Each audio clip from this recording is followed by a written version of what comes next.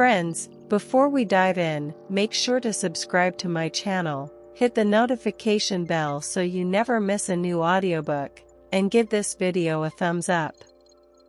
Thank you in advance. Scarlet Sails, the prophecy of Assol. The sea does not speak in words. It speaks in sighs, in the salt sting of the air, in the rhythmic crush of waves on shale that sounds like the beating of a great, weary heart. To most in the fishing village of Caperna, it was a temperamental neighbor, a giver of fish and a taker of men, a vast, gray expanse of toil. But to the little girl with eyes the color of the summer sky at twilight, the sea was a confidant. Her name was Assol. And on this day, a day that would cleave her life into a before and an after, she was 5 years old, chasing a toy boat she had carved from a piece of driftwood. Her small hands, already clever and sure, had given it a tiny sail of frayed linen. It was her greatest treasure. The world of Caperna was a narrow one, built on the grim practicality of nets and storms, and there was little room for treasures that held no purpose other than joy. But here, in the sun-dappled clearing by the creek that ran to the sea, her boat was a galleon, and she its fearless captain. The creek carried it away from her, a playful current snatching it from her grasp. She gave a cry, half delight, half dismay, and chased its winding path through the woods, the green light filtering through the leaves like stained glass. The boat danced ahead of her, a tiny white speck, until the creek widened, spilling into a small, secluded bay she had never seen before. And there, she stopped. A man sat on a weathered log, his back to her. He was old, his frame thin beneath a patched, travel-stained cloak, but he held himself with a stillness that was neither weariness nor defeat. It was the stillness of mountains, of ancient trees. He held her boat in his hands, turning it over with a strange, reverent tenderness. Assol, breath caught in her throat, took a hesitant step. A twig snapped. The man turned. His face was a roadmap of wrinkles, but his eyes were not old. They were the color of the sea during a tempest, full of churning light and depths she could not fathom. There was no surprise in them, only a gentle, waiting knowledge, as if he had been expecting her. "A fine vessel," he said, his voice a low rumble, like stones tumbling in the surf. "But its sail, it lacks conviction." Assol, usually shy, found her voice. "It's the only cloth I had." The seer, for that is what he was, though she did not know the word, smiled, a slow crack in the weathered stone of his face. "A ship's sail is its soul, child. It is its hope. It tells the wind what it dares to dream."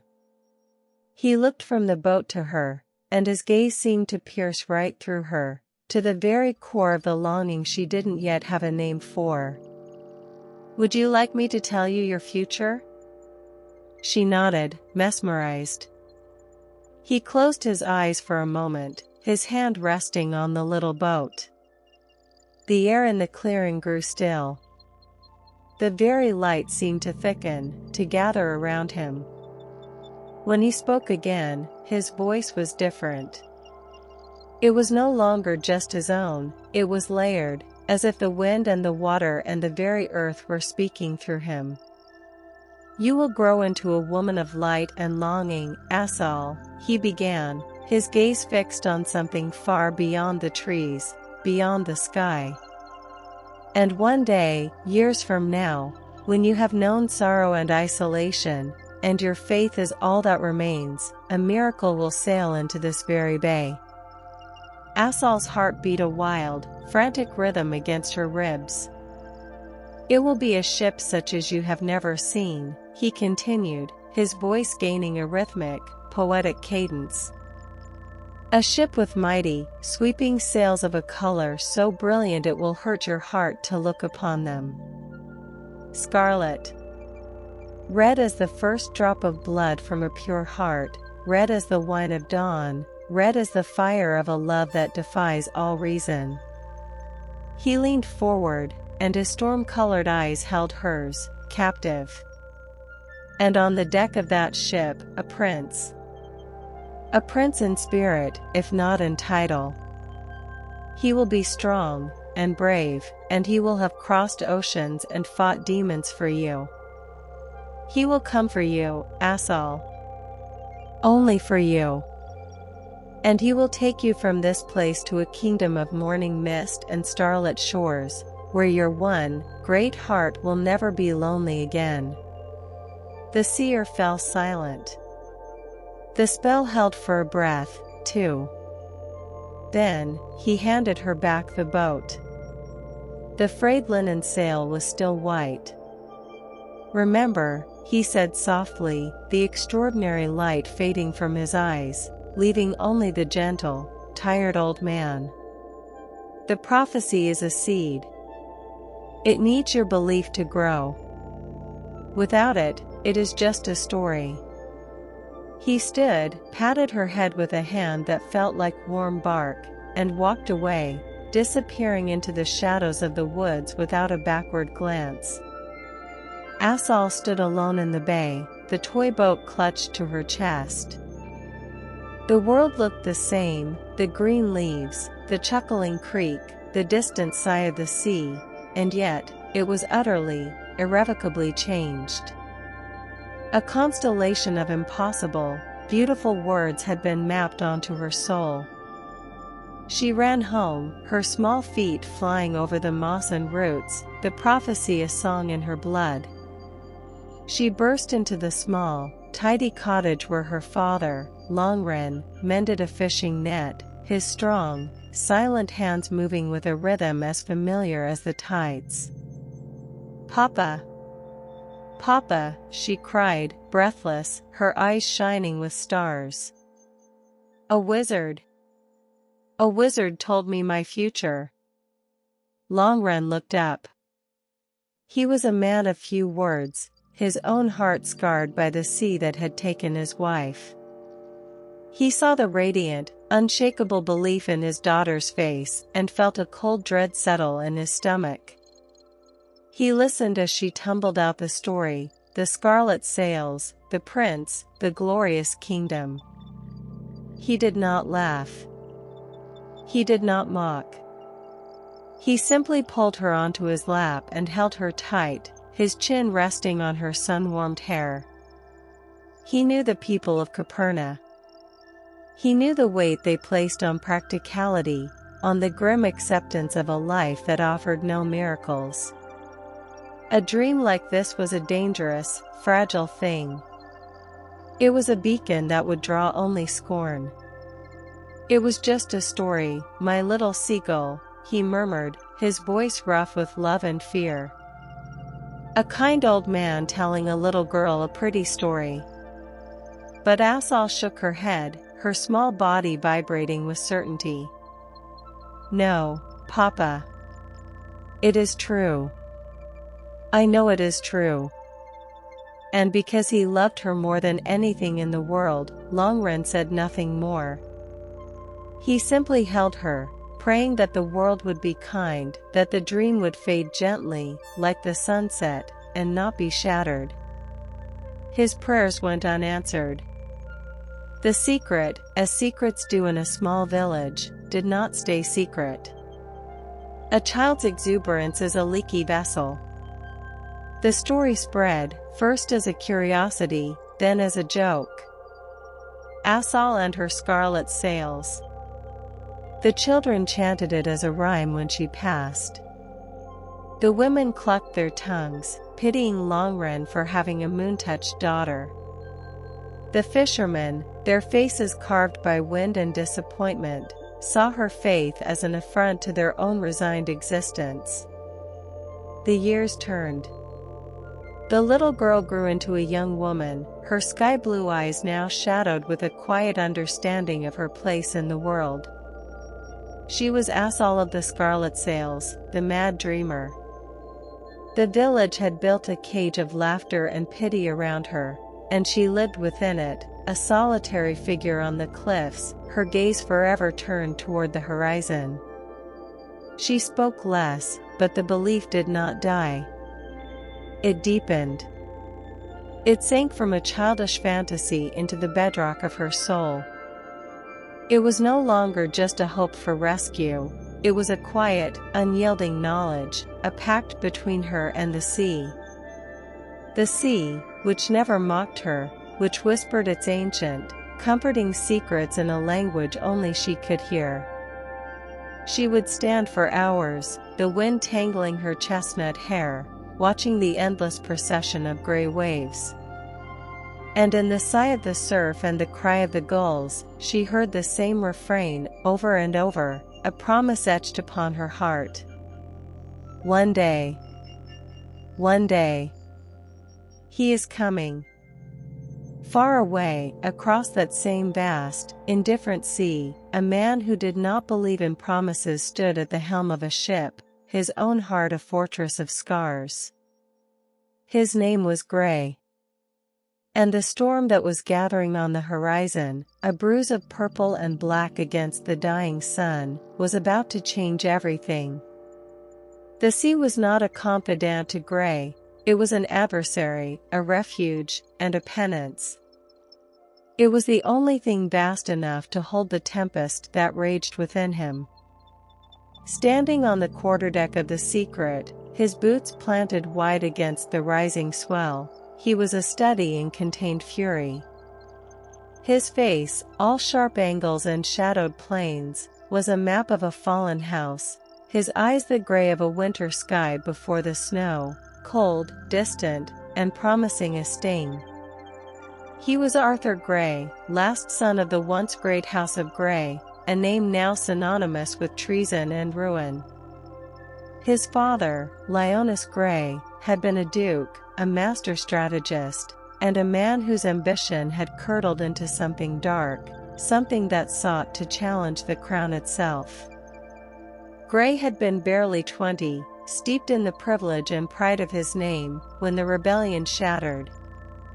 He remembered the smoke, the screams, the final, desperate stand at the family estate. He remembered his father's face, not in defiant rage, but in a kind of weary satisfaction, as if the burning of his own legacy was a victory in itself.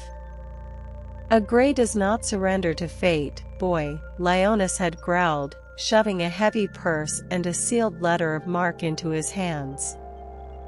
We rewrite it. Now, run. Life to fight another day. But Gray had not run to fight. He had run to forget.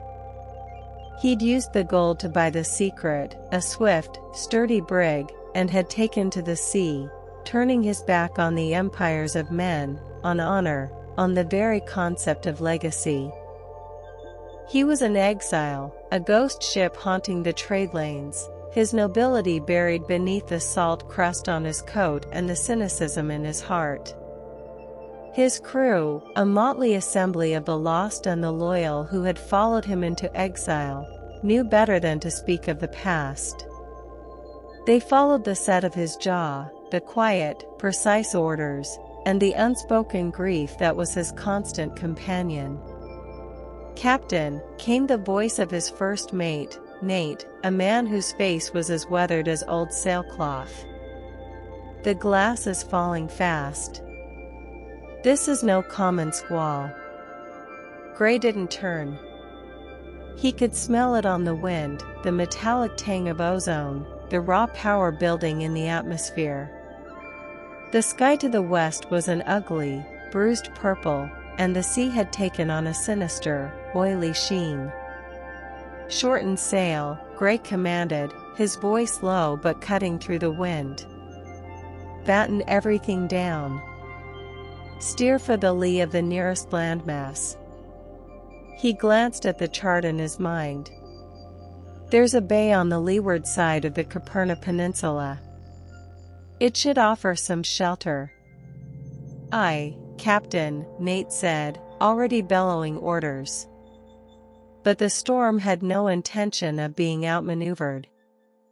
It fell upon the secret with the fury of a vengeful god. The world dissolved into a chaos of screaming wind and mountainous waves. The ship, his proud, defiant refuge, became a toy in the grip of an insane giant. It was lifted to dizzying heights, then plunged into valleys of black, churning water. The rigging hummed a deadly tune, and the timbers groaned in protest. Gray fought with his ship, his hands raw on the wheel, his muscles screaming. He was a part of the storm, his own inner turmoil mirrored and magnified by the elements. Lightning tore the sky apart, illuminating for a split second the terrified, determined faces of his crew. Thunder boomed, a sound so immense it felt like the world was breaking. A colossal wave, a wall of black water taller than the mainmast, rose up before them. There was no avoiding it. "Hold fast!" Gray roared, the words ripped from his lips by the gale. The wave struck. It was like being hit by a mountain. The world upended. Gray was torn from the wheel, his body flung like a rag doll across the deck. His head struck something hard, and a constellation of white stars exploded behind his eyes before everything went black. The storm had been a living thing, a beast roaring its fury into the cliffs. Assol had stood at her window, watching the lightning stitch the sky to the heaving sea. She felt no fear, only a strange, solemn kinship. The sea was in pain, and she was witness to its catharsis. By dawn, the beast had exhausted itself, slinking away to leave behind a world washed clean and trembling.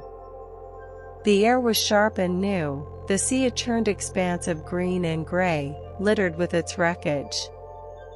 Driftwood, torn nets, and the splintered bones of ships. She walked the shore as she always did, her skirt damp with spray, her eyes scanning the tide line. It was a habit born of practicality, the sea gave, and the village took, but for her, it was also a search for messages, for signs. Today, the sea had given her something more than splinters and shells. She saw him first as a dark shape against the pale sand, half in, half out of the surf. A man. Her breath hitched. For one wild, impossible moment, her heart screamed its single, lifelong word, him. But as she drew closer, the fantasy dissolved into harsh reality. This was no prince from a prophecy. This was a castaway, a victim of the sea's wrath. He was lying on his side, one arm outstretched as if still reaching for salvation. His clothes, what was left of them, were fine but torn to shreds, and his dark hair was plastered to a forehead marred by a vicious, bleeding gash. His skin was pale, almost bluish with cold. Her instinct, swift and sure, overrode her village-induced shyness. She knelt beside him, her fingers going to the pulse point in his neck. It was there, a faint, thready flutter against her fingertips, a fragile bird trapped in the cage of his ribs. He was alive. She worked quickly, using her own shawl to staunch the blood from the gash on his head. She tried to drag him further up the beach, away from the grasping tide, but he was too heavy, a dead weight of muscle and bone. Giving up, she simply knelt, cradling his head in her lap, shielding him from the wind, her body a small, futile bastion of warmth against the immense cold. It was then that he stirred. A low groan escaped his lips. His eyelids fluttered, and for the first time Assol saw his eyes. They were the color of a winter sky, clouded with pain and confusion, but sharp, intelligent. They focused on her, and the world seemed to narrow to this single point, a broken man on a desolate shore, and the woman holding him. He tried to speak, his voice a dry rasp. "The ship, my crew." "Hush," Assol said, her voice softer than the sigh of the retreating waves. "Don't try to speak. You're safe." His gaze swept over her face, taking in the wide, sky-colored eyes, the serious curve of her mouth, the simple, wind-tousled hair. There was no fear in her look, only a deep, calm pity and a resolute strength that seemed at odds with her slender frame. "Who?" he coughed, a raw, painful sound. "Who are you?" "My name is Assol," she said. He closed his eyes for a moment, gathering strength. When he opened them again, the confusion had cleared slightly, replaced by a dawning, grim assessment of his situation. "Gray," he managed. "My name is Gray." He tried to sit up, a wave of dizziness and pain washing over him. He would have fallen back, but her arm was there, surprisingly steady, supporting him. His hand, cold and rough, brushed against hers.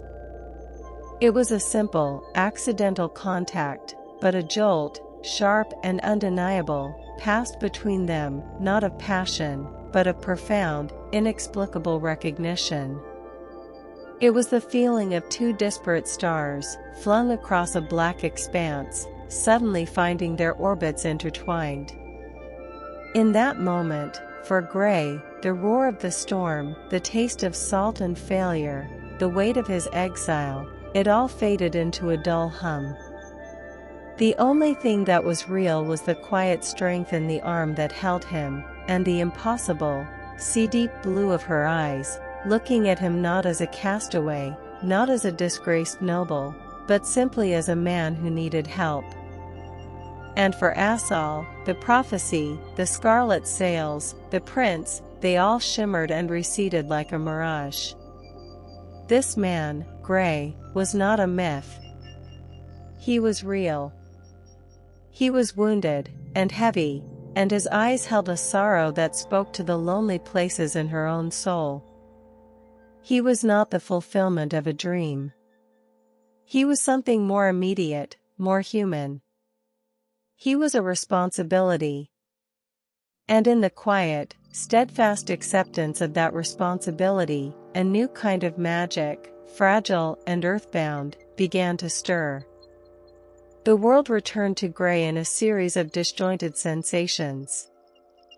The rough texture of wool against his cheek. The faint, clean scent of dried herbs and sea salt.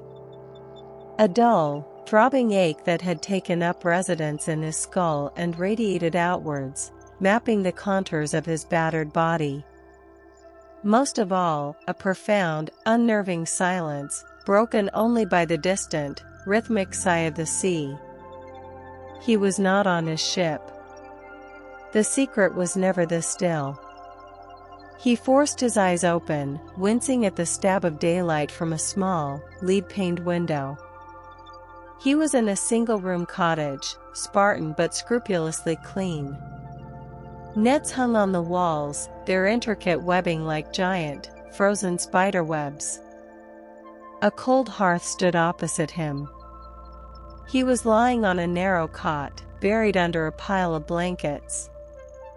Memory returned in a sickening rush. The storm. The wave. The crack against his skull. The final, swallowing blackness. He tried to sit up, and a wave of nausea and dizziness forced him back down with a sharp, pained gasp. The sound brought movement from the corner. She emerged from the shadows near the hearth, a silent, watchful figure. Assol.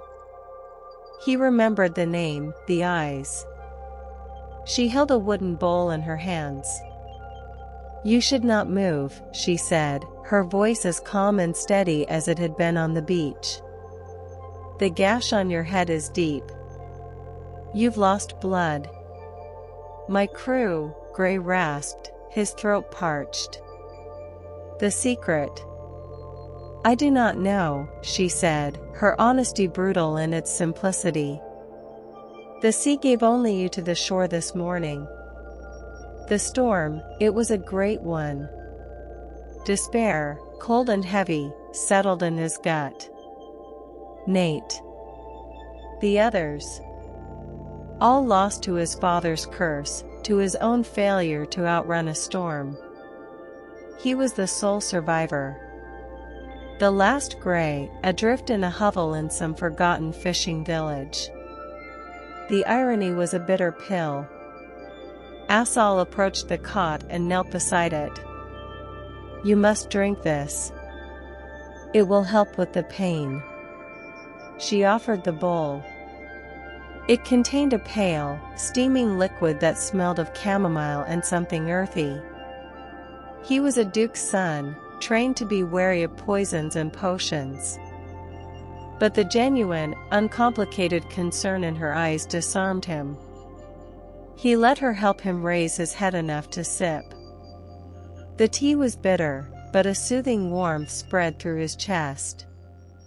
As she eased his head back onto the pillow, her fingers brushed his temple, just beside the wound. Her touch was cool and gentle, a stark contrast to the violence he had just endured. It was a touch devoid of artifice, of calculation. It was merely kind. He studied her as she moved away to place the bowl on a rough-hewn table. She was not beautiful in the way of the court ladies he had known, with their powdered faces and calculated smiles. Her beauty was of the cliffs and the sea, wild, unadorned, and utterly unconscious. It was in the graceful line of her neck as she bent her head, in the quiet competence of her hands, in the profound stillness that seemed to emanate from her. Where am I? He asked, his voice gaining a little strength. The village of Caperna, she replied, not turning around. Caperna. The name meant nothing to him. It was nowhere. The end of the world. How long have I been here? A day. You woke a little on the beach, then fell into a deep sleep. My father helped me bring you here. Her father. Gray's instincts, dulled by pain, sharpened. A fisherman. A commoner. He would have to be careful. His identity was a danger, to himself and to anyone who sheltered him. As if summoned by the thought, the door opened and a man stepped inside. He was tall and broad-shouldered, with a face that was a monument to quiet endurance. Longren. He assessed Gray with a single, sweeping glance that held no hostility, but no warmth either. It was the look of a man who had long ago accepted that the world brought trouble to his doorstep, and it was his duty to deal with it. You're awake, Longren stated. His voice was like the grind of stones on the shore. The girl says you were called Gray. I am, Gray said, carefully neutral. I am in your debt. For your discretion, as much as your shelter. Longren gave a short, grunting nod. He understood the unspoken words. A castaway, especially one who bore the marks of a gentleman, could bring unwanted attention. We ask no questions the sea has not already answered. You may stay until you are strong. No longer. It was not an invitation, but a boundary. Gray nodded his understanding, the movement sending a fresh throb through his skull. My ship. Wreckage is washing up along the cove, Longren said, his tone flat. Nothing large. Nothing that sails. The finality in his voice was like a tombstone being set. The secret was gone. His freedom, his identity, his last link to the man he used to be, all at the bottom of the sea. The days that followed were a strange, liminal space for Gray, a pocket of enforced stillness in a life defined by motion and escape. His body healed with the stubborn resilience of youth, but his spirit festered. He was trapped, a caged hawk in a dovecot. And he watched Assol. She was a creature of quiet routine. She mended nets with a swift, practiced grace. She gathered herbs from the cliffs, her movements economical and sure. She cooked, she cleaned, she walked the shore. But it was during these walks that she changed. The practical, reserved young woman would become something else entirely. She would stand for an hour at a time, her gaze fixed on the horizon, her entire being focused on some distant, invisible point. A softness would come over her face, a light kindling in her eyes that had nothing to do with the sun. It unnerved him. What was she looking for? What did she see in that empty expanse of water? He found his answer from the village, not from her. Venturing out of the cottage for the first time, leaning heavily on a piece of driftwood, he attracted stares. The people of Caperna looked at him with a mixture of curiosity and suspicion, but their attention quickly shifted past him, to the cottage, to her. He heard the whispers, sharp and sibilant as the hiss of the tide on shingle. There goes the mad dreamer, still waiting for her prince, Scarlet Sails, ha! The poor fool. He pieced it together slowly, from fragments of scornful conversation overheard near the wharf. The childhood prophecy. The Scarlet Sails.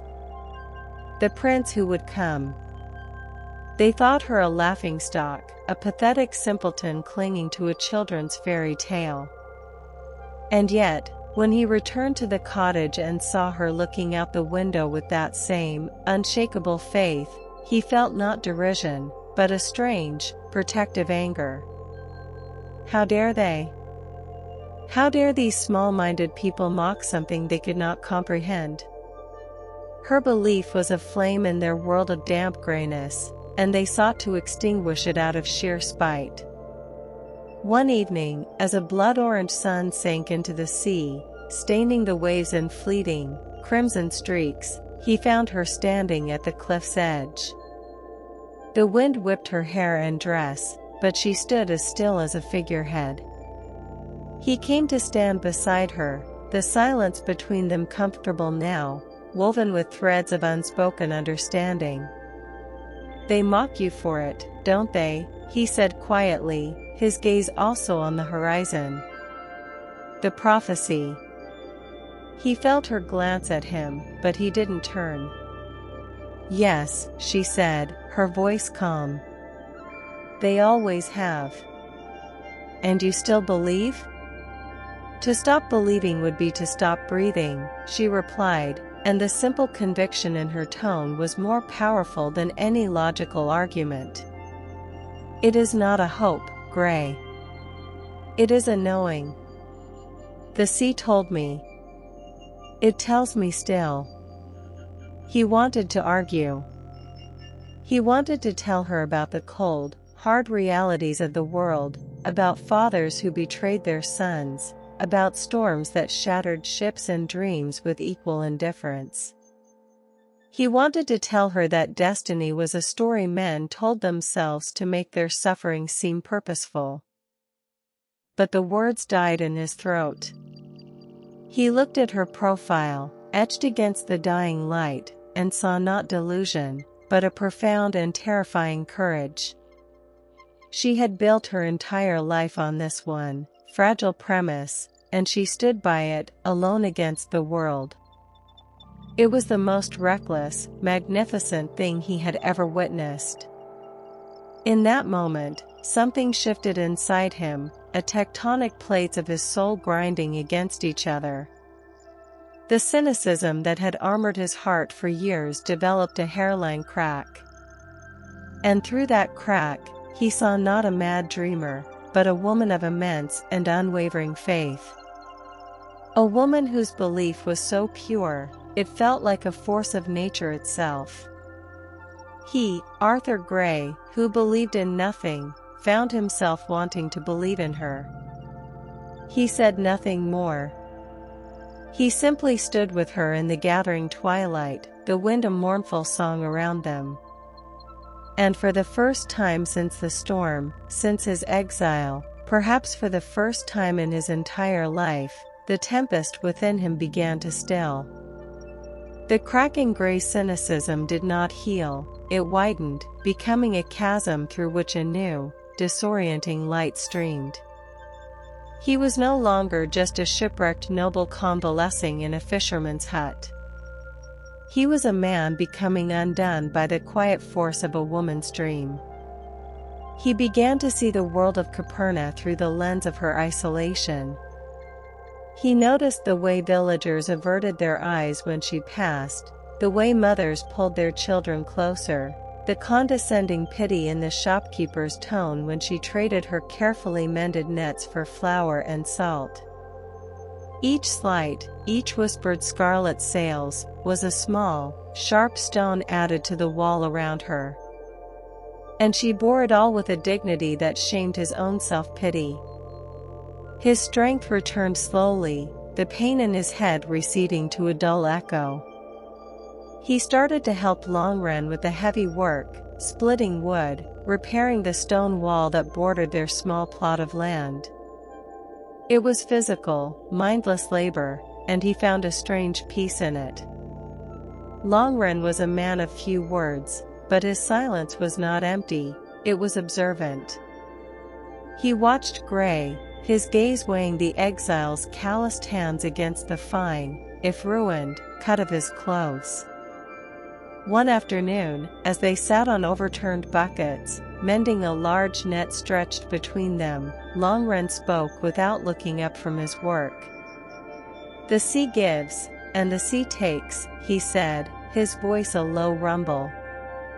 "It took my Mary, Assol's mother. It gives us fish, and sometimes, it gives us wreckage." He paused, his thick fingers stilling on the twine. "And sometimes, it gives us men, carrying their own storms inside them." Gray's hand stilled. He looked at the older man, but Longren's gaze was fixed on the intricate knot he was tying. "I do not know what storm you carry, Gray," Longren continued. "And I do not need to know. But I see the way you look at my daughter. Not with mockery. Not with pity. You look at her as a man looks at a puzzle he cannot solve." "Is that what she is?" Gray asked quietly. "A puzzle?" "She is a child who was given a beautiful, dangerous gift," Longren said, his voice softening by a fraction, a rare occurrence. "A story. And she chose to build her life inside it. I tried to protect her from it, to make her see reason. But her belief, it is stronger than my fear." He finally looked up, his eyes the same shade of steady blue as his daughter's, but clouded with a lifetime of loss. "A dream can be a currency, Gray. But only in the right hands. In the wrong ones, it is a weapon." The truth of it settled over Gray, heavy as a woolen cloak. He was holding her dream in his hands, and he had the power to either make it currency or shatter it completely. The weight of that responsibility was terrifying. He sought her out that evening, not on the cliff, but in the small, sheltered grove where the creek met the sea, the very place, she had told him once in a rare, unguarded moment, where the seer had found her. She was sitting on the same weathered log, her posture straight, her hands folded in her lap, as if in silent conference with the ghosts of that day. He sat beside her, the old wood groaning under his weight. The air was thick with the scent of damp earth and blooming sea heather. "Tell me," he said, his voice barely above a whisper. "Tell me the prophecy. The way he told it to you." Assol turned her head slowly. The last of the sunset was caught in her eyes, turning them to liquid amethyst. She searched his face, and for the first time, he saw a flicker of uncertainty there. She was so used to guarding this story, to protecting it from the world's laughter. But she saw something in his winter gray eyes that she had never seen before in anyone else's, a genuine, unflinching desire to know. She took a soft breath, and when she spoke, her voice was different. It was low, melodic, and it carried the echo of the 5-year-old girl who had first heard the magic words. "He said I would grow into a woman of light and longing," she began, and the words were not a recitation, but a reliving. "And that one day, when my faith was all that remained, a miracle would sail into this bay. A ship with mighty, sweeping sails of a color so brilliant it would hurt to look upon them. Scarlet. Red as the first drop of blood from a pure heart, red as the wine of dawn, red as the fire of a love that defies all reason." As she spoke, Gray could almost see the old seer in the shadows of the trees. He could feel the charged air of that long ago day. Her belief was so potent, so tangible, it seemed to warp the very air around them, making the impossible feel imminent. "And on that ship," she continued, her gaze drifting back to the horizon, now a band of deep indigo, "a prince. Not in title, but in spirit. He would be strong and brave. He would have crossed oceans and fought demons for me. And he would take me away to a kingdom of morning mist and starlit shores." She finished, the final words a soft sigh. "Where my one, great heart would never be lonely again." The silence that followed was sacred. It was filled with the whisper of the creek and the thunder of the dream she had just laid at his feet. Gray felt something break open inside his chest. It was not pity. It was a profound, aching recognition. He, who had crossed oceans fleeing his demons. He, who had once been strong, who had been taught to be brave. He was no prince. He was a ruin. But in her story, he saw not a fairy tale, but a metaphor for a salvation he desperately needed himself. "He was wrong about one thing," Gray said, his voice rough with emotion. Assol flinched, bracing for the blow of his cynicism. "He said your one, great heart would never be lonely again," Gray said, turning fully to face her. The last light caught the sharp planes of his face. "But Assol, a heart like yours was never meant to be lonely in the first place." Her breath caught. No one had ever said such a thing to her. They had called her mad, they had called her a fool. But no one had ever seen the size of her heart and named it for what it was, a thing of immense, unappreciated beauty. Tears, bright and sudden, welled in her eyes. They were not tears of sadness, but of a validation so deep and so long awaited it was almost painful. In that moment, looking at her tear-streaked face illuminated by the rising moon, Gray's course of action became as clear to him as a navigator's chart. The idea, wild and impossible, bloomed in his mind fully formed. It was not a decision born of reason, but of something far more powerful, a need to answer her faith with a tangible, breathtaking act. He would not try to dissuade her. He would not try to bring her to his world of grim reality. He would bring her dream into his. He would find the wreck of the secret. He would rebuild it. And he would give it sails of scarlet. It was not about fulfilling a prophecy. It was not about being her prince.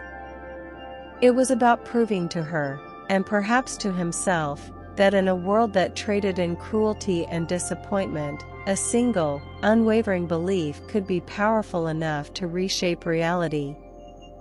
It was about making her currency the richest in the world. He stood up, the movement decisive. "I have to go," he said. The light in her eyes flickered, the validation turning back to the old, familiar loneliness. "Go? Where?" "To see what the sea has left me," he said, his voice now firm, Captain Steele returning to it. "But I will be back." He looked at her one last time, committing the sight of her to memory, the woman on the log, the keeper of the dream.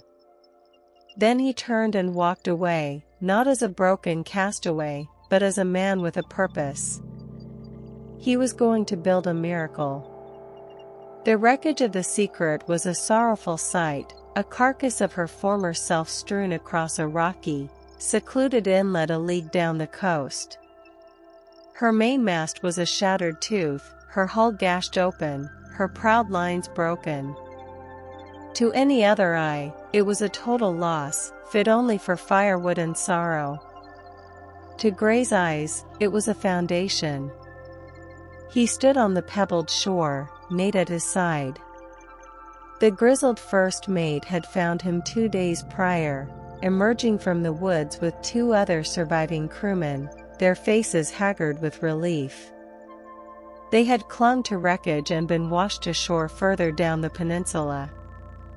The reunion was a quiet, powerful thing, devoid of celebration, filled only with the grim satisfaction of men who had cheated the sea once more.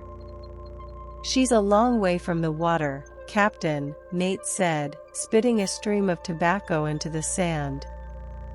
His voice was neutral, but his eyes, like Gray's, were already calculating, assessing.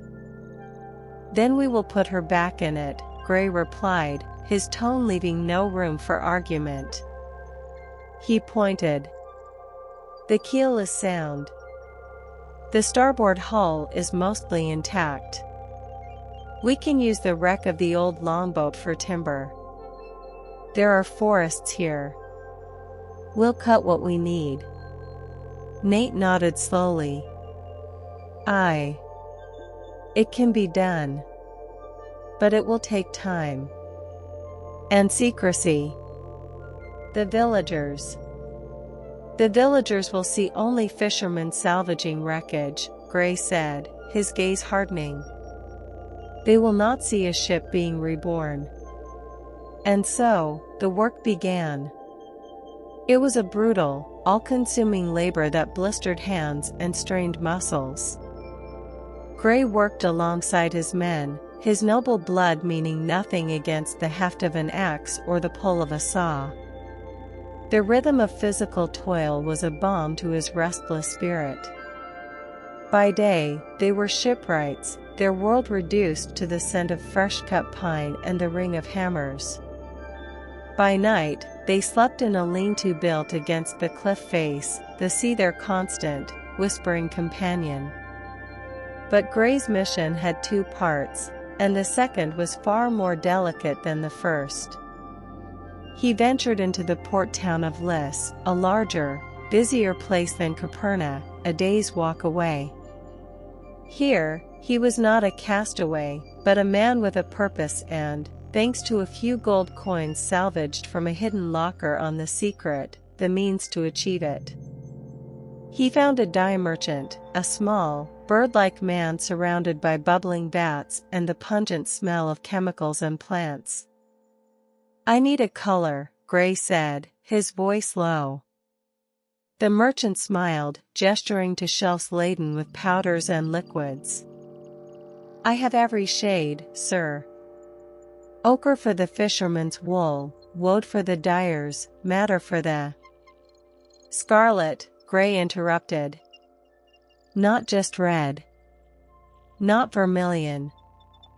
I need the color of arterial blood. Of a heart laid bare. I need a crimson that will glow like a coal against the sky. The merchant's smile faded, replaced by a look of professional intrigue. That is a specific request. And an expensive one. For a quantity large enough for sales? It would require the Kermes insect, from the far south. And cochineal. It is a king's ransom, sir. Gray did not flinch. He placed 2 heavy gold coins on the counter. They gleamed in the dim light. I am not a king. But I will pay a king's ransom. The merchant's eyes widened. He picked up the coins, biting one thoughtfully. It will take time to acquire, to prepare the vats. You have a fortnight, Gray said, his tone leaving no room for negotiation. I will return. The most perilous part of the operation was the cloth itself. They needed a strong, durable canvas, enough for 3 massive sails. It could not be bought in lists without raising eyebrows. It had to be taken. Gray remembered a coastal trader, the Sea Sprite, that regularly passed between Lys and Caperna, its hold often filled with bolts of plain sailcloth for the local fishermen. He and his men laid their plans with the precision of a military campaign. On a moonless night, they took the Secret's one surviving longboat and intercepted the trader at its anchorage. It was not a violent raid, but a swift, silent operation. They slipped aboard, located the hold, and transferred several heavy bolts of the finest, stoutest canvas into their boat, leaving behind a purse of silver that was more than double the cloth's worth. It was a transaction, not a theft, but one that could not afford witnesses. Back in their hidden cove, the work took on a new, feverish intensity. By day, they repaired the hull. By the light of shielded lanterns in a sea cave, they began the work of cutting and sewing the enormous sails. Gray's men, once sailors and soldiers, now became tailors, their thick, scarred fingers learning the delicate art of the stitch. It was during this time that Gray felt the world begin to shift around him. It started subtly. A strange, phosphorescent glow in the water around their cove at night, a shimmering blue-green that clung to their oars and painted the waves with light. Then, the winds began to favor them, carrying the sounds of their work away from Caperna and bringing them fat, slow fish that were easy to catch. One night, a storm threatened, a sudden squall that would have exposed their half-built ship and ruined the precious, unfinished sails. Gray stood on the shore, watching the black clouds roll in, a feeling of helpless fury rising in his throat. But then, as if commanded by an unseen hand, the clouds parted, flowing around their small stretch of coast like a river around a stone, leaving them under a canopy of clear, star-dusted sky. Nate stood beside him, his face unreadable in the darkness. "The sea, it's helping us, Captain." Gray said nothing. He thought of Assol, of her unwavering belief, of the way she listened to the sea as if it were speaking only to her. He thought of the seer's words, "The prophecy is a seed. It needs your belief to grow." Was it possible? Was belief itself a kind of magic? Not the magic of wizards and wands, but a deeper, older magic, the power of a soul so perfectly aligned with its desire that it could bend the very fabric of the world to its will? He looked down at his hands, stained with pine pitch and the first, faint blush of the crimson dye they had begun to test. He was not a man of faith. He was a man of action, of planks and nails and navigational charts. But he could not deny the evidence unfolding around him. The sea was awake. And it was watching. It was responding not to his command, but to the purity of the purpose that drove him. He was not just building a ship. He was weaving a dream into reality. And the universe, it seemed, was conspiring to help. He returned to the cave, to the vast, pale expanse of canvas spread across the stone floor. He picked up a brush, dipped it into a small pot of the experimental dye, a liquid so deeply, vibrantly red it seemed to hold its own light. He drew the brush across a corner of the white cloth. The crimson spread, rich and profound, soaking into the fibers. It was the color of passion, of sacrifice, of a promise made under a setting sun. It was the color of her dream. He knew then, with a certainty that settled deep in his bones, that this was no longer just a gift for her. It was a test for him. A test to see if a man who had lost everything could find redemption not in battle or in flight, but in the courageous, foolish, magnificent act of making a fairy tale come true. The final stitch was pulled taut. The last rope was coiled. The Secret, reborn, sat in the water of the hidden cove, her hull cocked and sound, her new masts reaching for the sky like the bare bones of some great, slumbering beast. But it was the sails, still furled, that held the breath of the world in their folds. Dawn was a suggestion on the horizon, a pale, lemon-yellow line between the dark sea and the lighter sky. The air was cold and still, holding the premonition of the day to come. Gray stood on the deck, his hand resting on the mainmast. He was dressed in clean, simple clothes, but he stood with the straight-backed authority of the captain he was, the exile he had been, the man he had become. Nate and the crew moved around him with a quiet, purposeful energy, their faces etched with a mixture of exhaustion and awe. They had done the impossible. They had built a myth. "It is time," Gray said, his voice cutting through the silence. The men moved to the lines. With a synchronized heave, they began to hoist the sails. The heavy canvas unfurled, climbing the masts with a soft, rustling sigh. It caught the first rays of the sun. And the world caught fire. The scarlet sails bloomed against the muted dawn, a shock of violent, beautiful color. They were not just red, they were a living crimson, the color of a heart laid bare under the sky. The early light, still soft and golden, struck them and set them ablaze, making them glow from within as if woven from captured embers. The sight was so profoundly startling, so utterly impossible in its grandeur, that for a long moment, no one on the deck spoke. They simply stared, their work-worn faces painted in the reflected glow of the dream they had made real. Gray's chest tightened. He saw the prophecy not as a story, but as a destination now charted on his soul.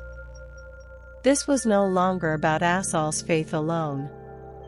It was about his own. He believed, in her, in this moment, in the magic that had guided their hands and shielded their work.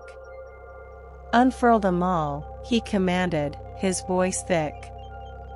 As the last sail filled with the gentle dawn breeze, the Secret seemed to shudder to life, a phoenix awakened. Gray took the helm, his hands curling around the familiar, polished wood. He looked at his crew, his small, loyal band of brothers. "Today," he said, his voice carrying clearly in the hush, we are not sailors. We are the keepers of a promise. We are the makers of a miracle. For Caperna. A grim smile touched Nate's lips. For the dreamer, he corrected softly. Gray nodded. For Assol. He turned the wheel. The secret, clad in her impossible, glorious crimson, began to glide out of the cove and into the open sea, turning her prow toward the bay of Caperna. In the village of Caperna, the morning was like any other. The air was sharp with the smell of salt and smoke. Men prepared their nets, their movements slow and practiced. Women hung washing, their voices a low murmur. The gray, relentless rhythm of life went on. It was a child who saw it first. A little boy, chasing a crab along the shore, who stopped and pointed a chubby finger toward the mouth of the bay. "Mama," he said, his voice small with confusion. "The sun is on the water." His mother, impatient, glanced up and froze. The basket of wet laundry slipped from her hands, clattering to the stones. It was not the sun. It was a ship. A ship with sails the color of fresh blood, of ripened poppies, of a fire that could consume the sky. They glowed with an unearthly light, a brilliant, defiant scarlet against the blue-green of the sea and the soft gray of the morning. A cry went up. Then another. The village stirred from its stupor, a hive prodded with a stick. People emerged from cottages, left their boats on the shore, their faces slack with disbelief. They gathered on the cliffs, on the beach, a silent, growing crowd, their mundane world fractured by the impossible vision gliding into their bay. "Scarlet Sails," someone whispered, the words of blasphemy and a prayer all at once. The whisper became a murmur, then a stunned, collective gasp. They had mocked the words for so long, worn them smooth with ridicule. Now, the words had taken form, and the form was a majestic, terrifying truth. Assol heard the commotion from the cliff path. Her heart, a constant, steady drum of faith, did not quicken. Instead, it seemed to slow, to deepen, to become a vast, quiet ocean within her. She had waited for this moment her entire life.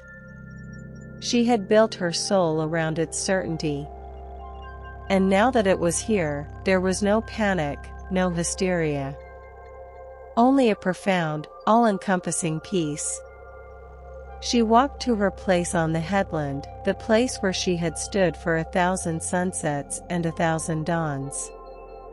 The wind tugged at her simple dress and loosened her hair. She ignored the stunned villagers, their stares, their whispered, shocked utterances of her name. Her eyes were only for the ship. It was more beautiful than any dream. The hull was dark and sleek, the sails a breathtaking, impossible crimson that seemed to drink the light and give it back as pure magic. It moved with a silent, stately grace, cutting through the water straight toward her, as if drawn by an invisible string tied to her heart. And then she saw him. On the deck, at the helm, stood a man. Even at this distance, she knew his form, the set of his shoulders, the dark hair. It was Gray. Her castaway. Her broken noble. Her prince. He was not a myth. He was a man. And he had built her a miracle. Tears, hot and silent, streamed down her face. They were not tears of joy, but of a completion so deep it felt like the closing of a circle begun in a sun-dappled clearing a lifetime ago. Gray's eyes were locked on the figure on the cliff. She was a speck of light against the green, but he would have known her anywhere. He guided the secret into the calm waters of the bay, the scarlet sails casting a rosy reflection on the surface below. The anchor splashed into the water, the sound unnaturally loud in the breathless silence that had fallen over the village. He ordered the longboat lowered. He did not take his eyes from her as he climbed down into it and took the oars himself. The pull of the oars through the still water was the only sound. The entire world, the villagers on the cliff, his crew on the ship, the very sea and sky, seemed to be holding its breath, a silent witness to the culmination of a prophecy. The boat ground onto the shingle. Gray stepped out, his boots crunching on the stones. He walked toward her, his gaze never leaving hers. Assol did not run. She stood, rooted in her faith, as he closed the final distance between them.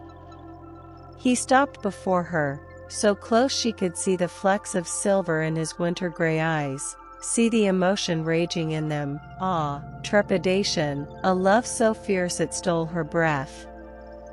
He did not kneel. He did not declare himself a prince. He simply looked at her, the woman who had remade him with her belief.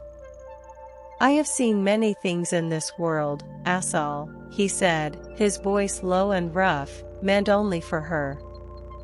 "I have seen palaces and battles, storms and stars. But I have never seen anything as real as your faith. I could not give you a fairy tale. But I could give you this." He gestured to the ship, to the glorious, impossible scarlet blazing behind him. "I could make your dream a ship."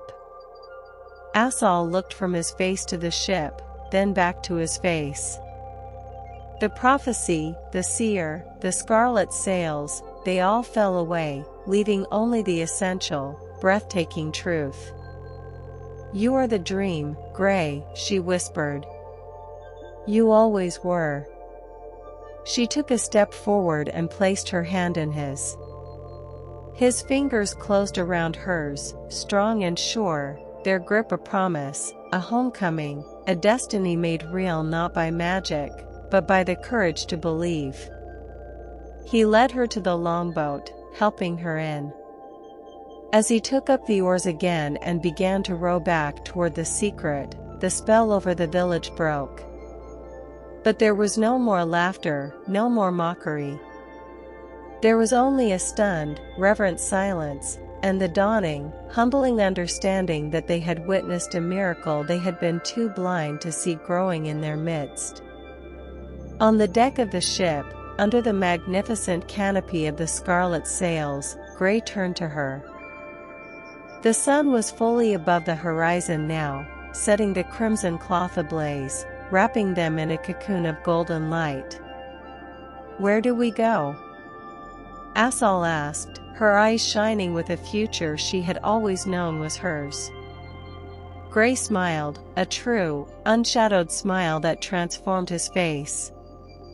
"To a kingdom of morning mist and starlit shores," he said, repeating the seer's words back to her.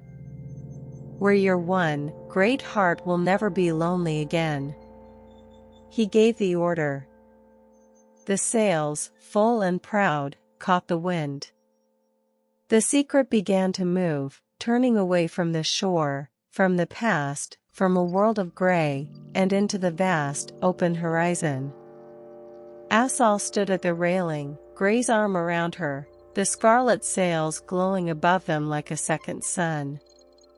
The sea whispered softly against the hull, its ancient voice now a gentle benediction. Dreams are just the beginnings of reality. We hope you were swept away by this journey of faith, love, and the courage to believe in the impossible.